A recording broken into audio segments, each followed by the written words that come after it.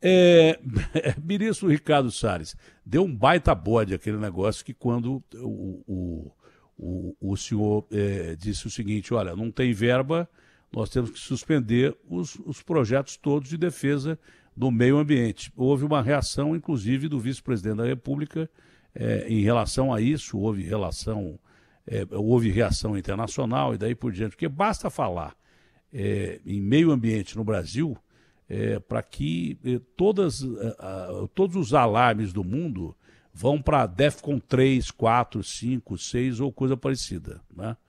Basta falar em meio ambiente no Brasil que tudo fica alarmado. Agora, os gringos que acabaram com as florestas deles, para eles não tem problema. Eles não têm problema com o meio ambiente, eles não têm, né? O Macron, por exemplo, que fala tanto da nossa floresta, o que tem de floresta na França? Eu não acho que nada mais, porque ele fez tudo em terra agricultável. Tanto que ele é um dos maiores competidores do Brasil do agronegócio, por isso que ele fica metendo pau no Brasil toda hora. Os Estados Unidos, por exemplo, o que tem de floresta lá? Não tem quase nada de floresta lá. Então eles não têm problema com o meio ambiente, porque eles não têm floresta. Tem com rio e tal, não sei também qual é o grau de poluição dos rios da Europa e nem quero saber, né? Mas esses caras se metem na nossa vida muito mais do que deviam. O senhor chegou a conversar com o presidente Mourão depois desse anúncio da suspensão de operações a combate ao desmatamento, enfim, o controle do nosso sistema de meio ambiente, ministro?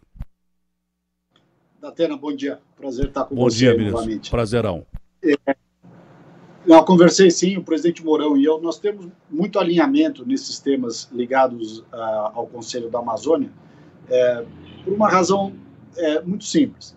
É importantíssima essa função de aglutinar os assuntos, né? Então, o tema mineração que está no Ministério de Minas e Energia precisa se juntar à regularização fundiária que está no Ministério da Agricultura, no INCRA, junto com a Força Nacional que está no Ministério da Justiça e tal. Então, o presidente Mourão faz a união, a coordenação, a união, o alinhamento, vamos dizer assim, de todos esses assuntos. Agora, a questão orçamentária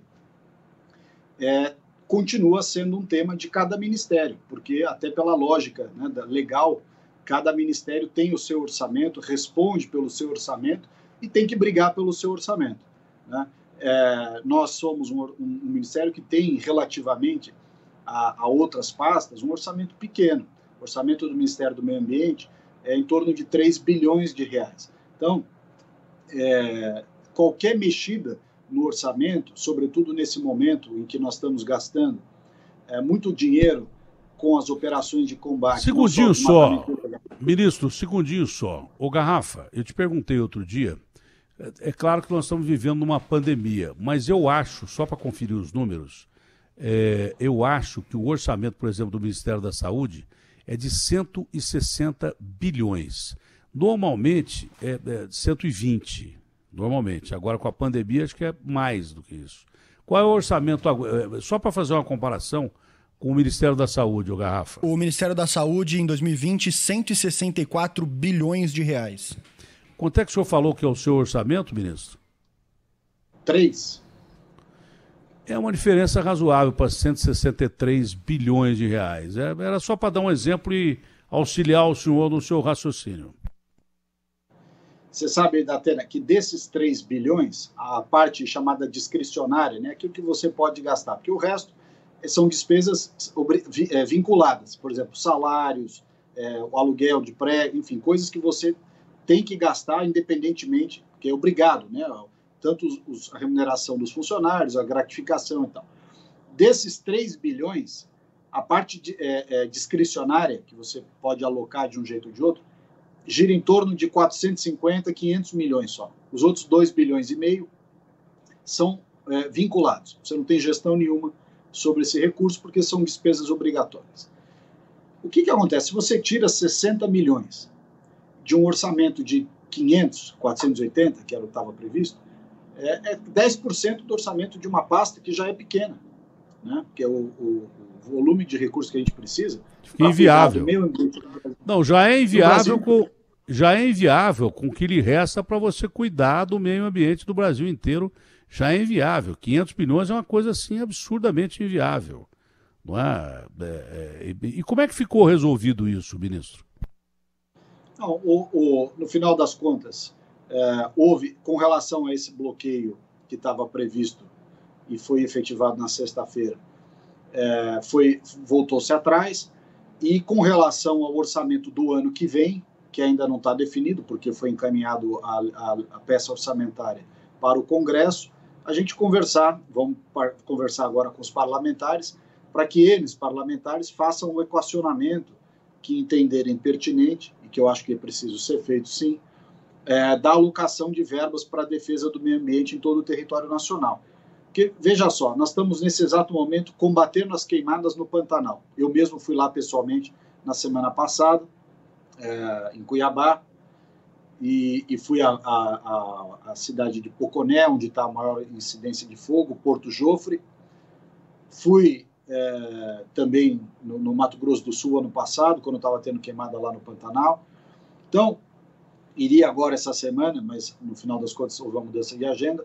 Então, o que a gente vê? Que ajudar os estados, ajudar os municípios nacionalmente no combate às queimadas é uma tarefa importante, mas custosa, bastante custosa do ponto de vista financeiro.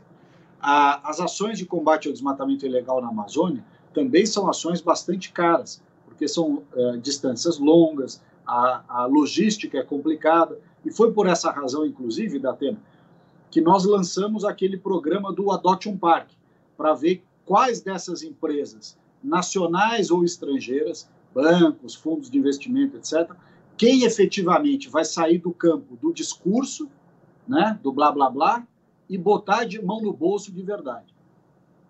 É o que eu ia perguntar. Se o mundo inteiro considera a Amazônia um bem mundial, não é? A Amazônia é nossa, mas até nós podemos preservá-la, porque é um bem, obviamente, que para o planeta.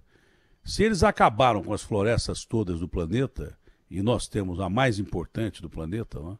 Tem reserva também na África, que outro dia tinha muito mais fogo, eu mostrei no Brasil Gente, num sábado.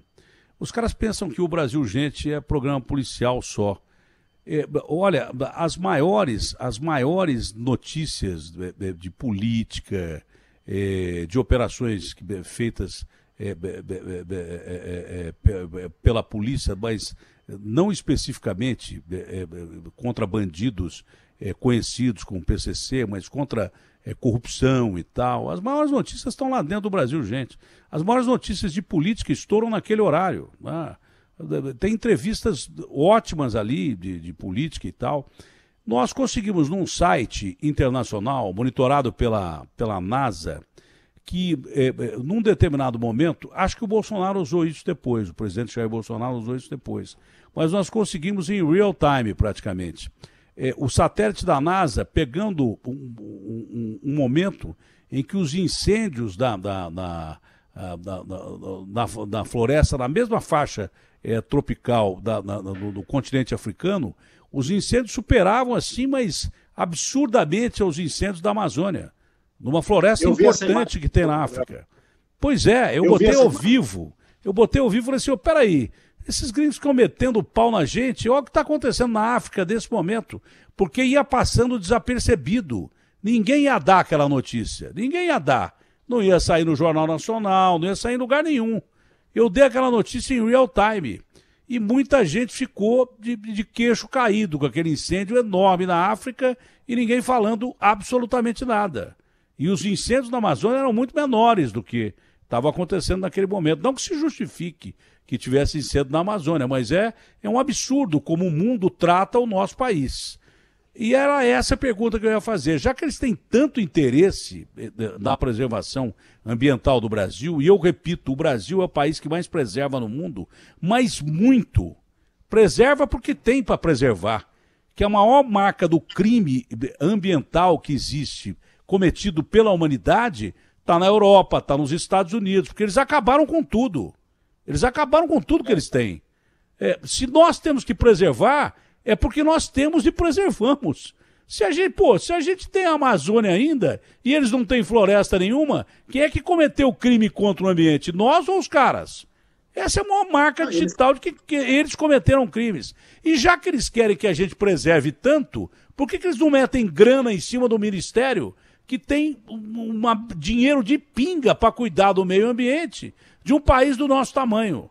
Por que é que essas empresas internacionais, esses governos internacionais, não ajudam a gente a preservar o que eles querem que a gente preserve? Primeiro que o que eles querem que a gente preserve é impossível a gente preservar. Mais do que a gente preserva não dá mais. Se você for criar mais parque do jeito que eles querem, mais terra indígena do jeito que eles querem, você vai ter um território acho que maior que a Argentina, ou maior que muito país que tem por aí, maior que vários países europeus. A gente já preserva demais, o senhor pode dar até os dados de preservação ambiental do Brasil em percentuais como, por exemplo, quanto nós preservamos e quanto preservou ou preserva a França, por exemplo, ou os Estados Unidos. Seria bom.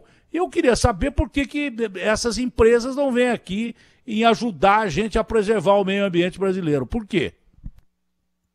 É isso, Datena, você tocou no ponto fundamental. É o seguinte... Olha lá a imagem lá, ó. É isso aí. Eu me lembro bem, você divulgou essa imagem. Ela mostra bem. Olha a quantidade de incêndio que tem ali no norte da África. Ninguém fala nada. E no Brasil, desses pontos. Nós temos uma parte das queimadas, mesmo estou falando agora do Brasil especificamente, que são queimadas sazonais. Acontecem todos os anos, independentemente de desmatamento ou não. Você tem uma outra parte das queimadas que são agravadas pelo desmatamento. Mas aquela que é sazonal, ela acontece na Austrália. Aliás, no ano passado, as queimadas da Austrália, depois daquele escândalo que fizeram contra o Brasil, de maneira injusta... Foram terríveis. Né? A Austrália queimou muito mais. Ninguém falou nada, uma palavra sequer. Esses líderes europeus que apontaram o dedo para o Brasil não deram um pio sobre a Austrália. Os incêndios na Califórnia, nos Estados Unidos, os incêndios em Portugal e Espanha, que queimaram vilas inteiras. Então, a questão da queimada, ela tem um componente sazonal, um componente relacionado ao período do ano mais quente, mais seco e tudo mais, que ele é inexorável, ele vai acontecer num determinado percentual. E uma outra parte que varia de acordo com a ação humana, realmente. Mas é preciso ter muito equilíbrio em estabelecer a diferença entre uma coisa e outra. Agora, os dados de preservação no Brasil são incontestáveis. Nós temos 60%, se você olhar do cômputo geral brasileiro, 66% da vegetação nativa brasileira preservada. Inclusive, e sobretudo, lembrar, importante, Datena, que ela é preservada pelos agricultores, porque é graças ao Código Florestal que nós temos 80% de reserva legal no bioma amazônico, 35% de reserva legal que todo agricultor tem que manter no cerrado e 20% nos demais biomas. Ou seja, é o agricultor, o proprietário rural, que sacrifica parte da sua propriedade em prol da preservação, mantendo a sua reserva legal. E não recebe nada por isso, nada.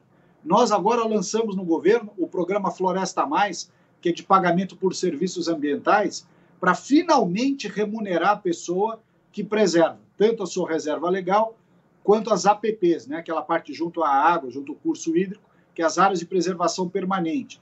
Então, você remunerar para a pessoa ter um incentivo para fazer as coisas direito. Não ser só punição, cacete, fiscalização, tal, multa. Não, você reconhece quem faz a coisa bem feita e remunera. Né? Esse é o chamado pagamento por serviços ambientais. Que nós lançamos esse programa com 500 milhões de reais, chama Floresta Mais. Ele se inicia no bioma amazônico, mas ele será estendido conforme a gente tenha mais dinheiro para outros biomas. Aí vem a pergunta, quais são os governos que têm reserva legal nas suas jurisdições? Nenhum. Vai falar para um americano que ele tem que pegar 35% da propriedade dele, ou 20%, dependendo da região, e não pode pôr a mão. O cara olha para você como se você fosse um ET. Imagina, ele você vai não mandar olha. na minha propriedade. Ele pega na arma dele que ele tem lá dentro por direito e manda bala em você.